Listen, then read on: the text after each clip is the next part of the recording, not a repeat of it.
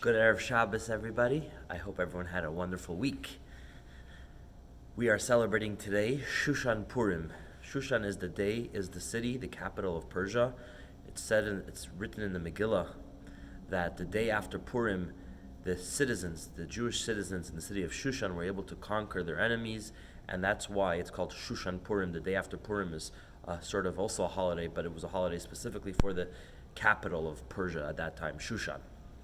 I wanted to share a little thought. Everyone listened to the Megillah yesterday, depending which service you were at, either it was 20 minutes or 40 minutes.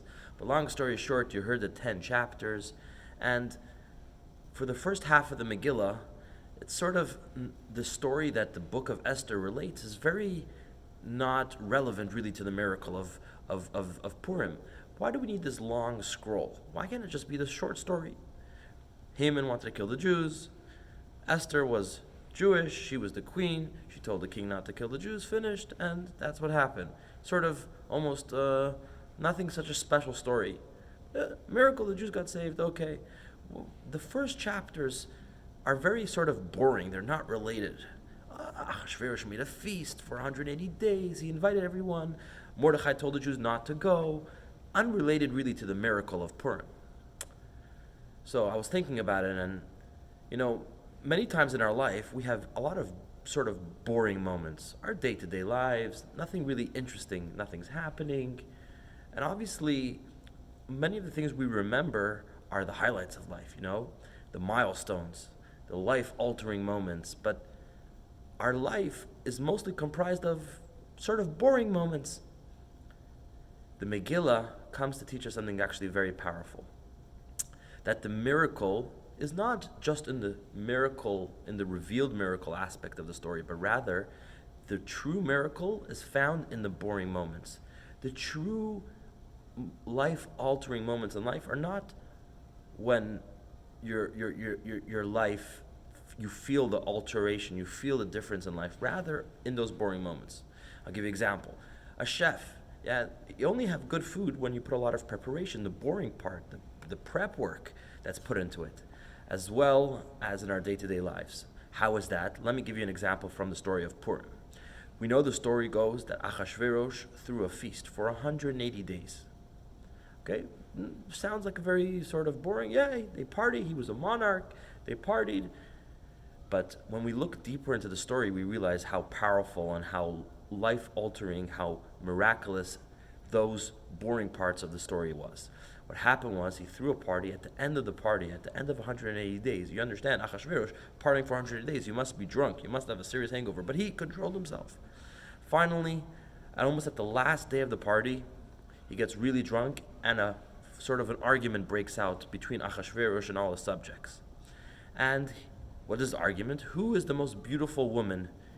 And every person, every dignitary, every ambassador from a different country, because Ahasuerus ruled 127 lands, said, the women in my country are the most beautiful. And Ahasuerus said, no, my wife, Queen Vashti, she is the most beautiful. I think she was a Chaldean princess, if I'm not mistaken. She is the most beautiful. And obviously, everyone in the crowd says, really? Prove it. So Ahasuerus, in a very drunkard stupor, said, go call Vashti, get her to come to the palace and show herself to everyone at my party. But I want her to come unclothed. Okay. You have to understand, Vashti actually wouldn't have minded coming sort of naked and presenting herself in front of Ahasuerus. But there was a miracle there. What was the miracle? It happened to be at that time, Queen Vashti was experiencing leprosy. She had a lot of leprosy all over her skin. She didn't look beautiful.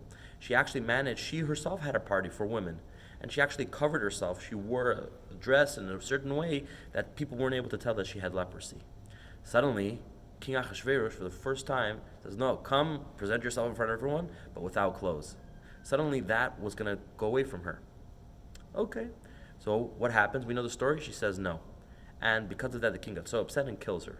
Okay, let me tell you something actually very powerful. Queen Vashti, she was actually a very evil princess. She was a princess in herself. King Ahasuerus only became king because he married a princess. So she came from a very royal line. She was extremely anti-Semitic. She had Jewish slaves, girls, that would be slaves, and not only that, but she would enslave them. They had to work actually naked. How powerful is that? It happened to be that that day when King Achashverosh asked Vashti to come to the party naked, that actually happened on a Shabbos. Vashti was extremely brutal to her slaves, Jewish girls that didn't want to work on Shabbos, and she made them work without clothes. How ironic is that she got punished the same way that she was torturing those girls. You have to understand, if you think about it, God would have been very upset at the Jewish people. We know that Mordechai told the Jewish people not to go to the party that Achashverosh was throwing. And Jews still nevertheless went. Hashem looked and saw that the Jews are attending the party even though Mordechai said not to.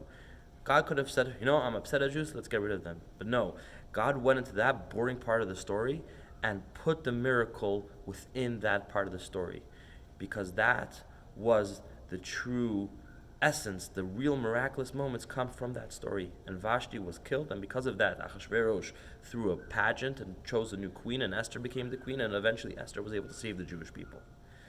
We have to take a lesson in our day-to-day lives that every moment in our lives, even the boring moments, we have to find that miraculous moment. We have to realize that even the boring parts of our life could be really boring, but really maybe those boring moments are the most altering.